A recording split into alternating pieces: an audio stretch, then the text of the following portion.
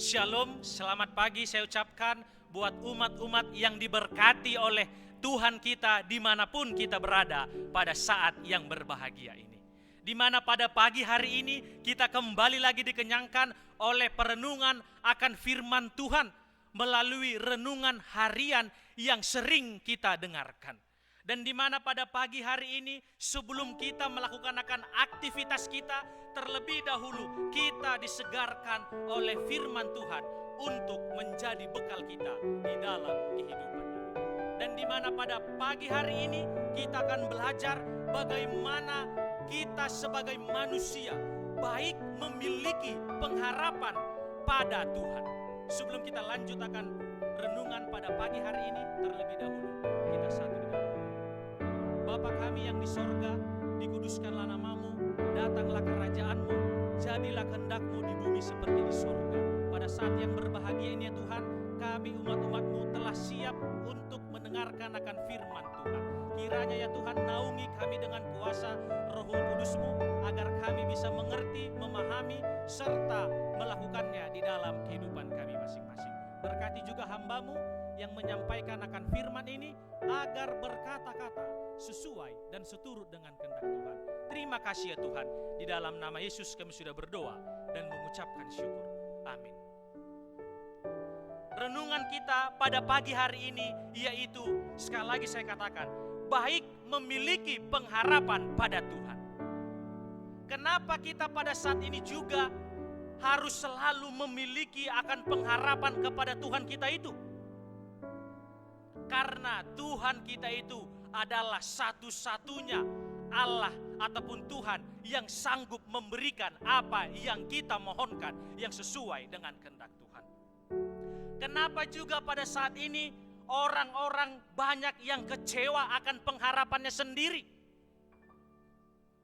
Yaitu orang-orang tersebut ataupun kita sebagai manusia banyak sekali memiliki akan kekecewaan kepada pengharapan kita karena kita bersandar kepada pengetahuan kita masing-masing. Karena kita juga memakai apa yang ada dalam diri kita, kita juga menganggap kita bisa untuk melakukannya. Tetapi kita tidak memiliki pengharapan kepada siapa? Kepada Tuhan kita itu.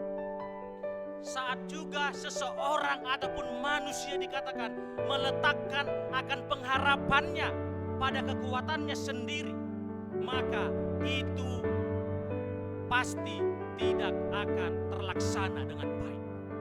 Kalau kita juga dalam kehidupan ini memakai bagaimana kita selalu bergantung kepada Yesus, dan kita juga di saat yang sama memiliki pergumulan, memiliki juga akan permohonan-permohonan di dalam kehidupan kita masing-masing, baik pribadi lepas pribadi, bahkan keluarga lepas keluarga. Semuanya itu hanya kita serahkan kepada siapa? Kepada Tuhan kita itu. Supaya kita nantinya tidak memiliki akan kekecewaan. Walaupun di dalam kehidupan ini bisa jadi doa kita itu tidak langsung dijawab oleh siapa? Oleh Tuhan. Karena apa? Karena kita juga harus bisa menunggu jawaban-jawaban daripada doa itu. Apakah kita tetap memiliki akan kesabaran tersebut? Ketika kesengsaraan datang dan belum tahan uji, pengharapan juga dikatakan membuahkan akan kekecewaan. Kita sebagai manusia dikatakan apabila kita juga di dalam kesengsaraan kita datang di dalam kehidupan ini, dan kita juga dikatakan belum tahan uji, pengharapan membuahkan akan kekecewaan. Tetapi apabila pengharapan kita, apabila pergumulan kita, apabila permohonan kita, apabila permintaan kita yaitu sudah tahan uji, kita juga selalu menyerahkan sepenuhnya kepada Tuhan, maka kita bisa jadi tidak mendapatkan akan kekecewaan di dalam kehidupan kita. Pengharapan sejati yang tidak mengecewakan adalah dikatakan pengharapan yang tahan uji, bahkan terhadap juga kesengsaraan sekalipun di dalam kehidupan kita masing-masing. Sehingga kita sebagai manusia, apapun yang terjadi, pengharapan kita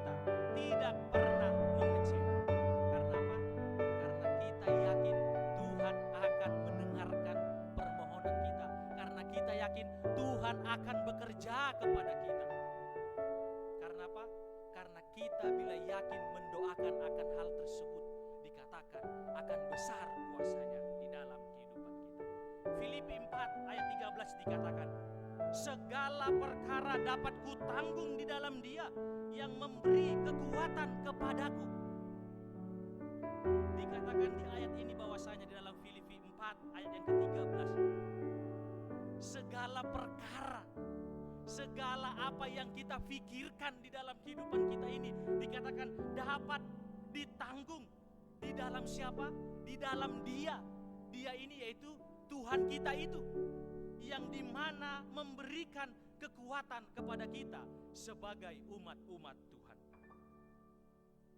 Kita juga sebagai manusia dikatakan bahwasanya ketika kita berharap pada manusia, kita juga di dalam kehidupan ini sering juga yaitu menaruh harapan kita kepada siapa?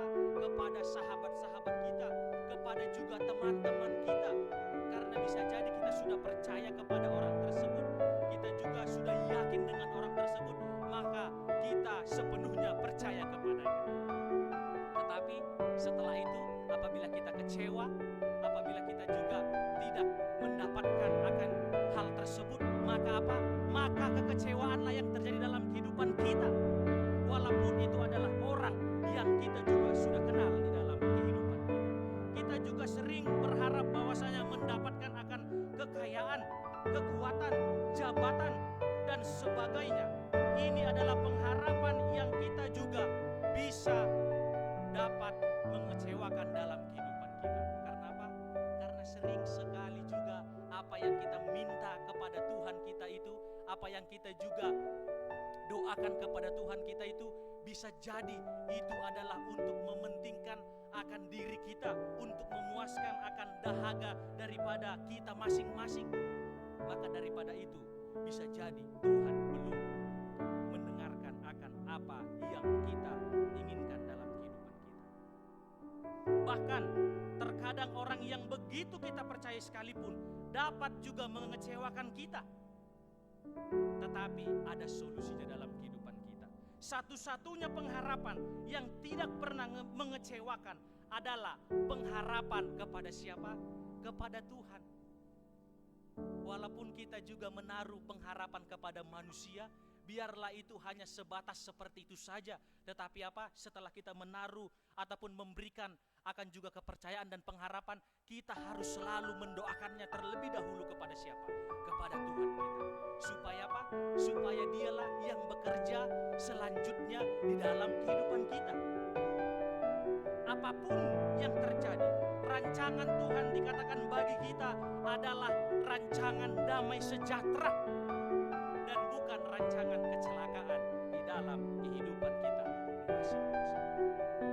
Mazmur 147 ayat yang ke-11 dikatakan, Tuhan senang kepada orang-orang yang takut akan Dia, kepada orang-orang yang berharap akan kasih setia.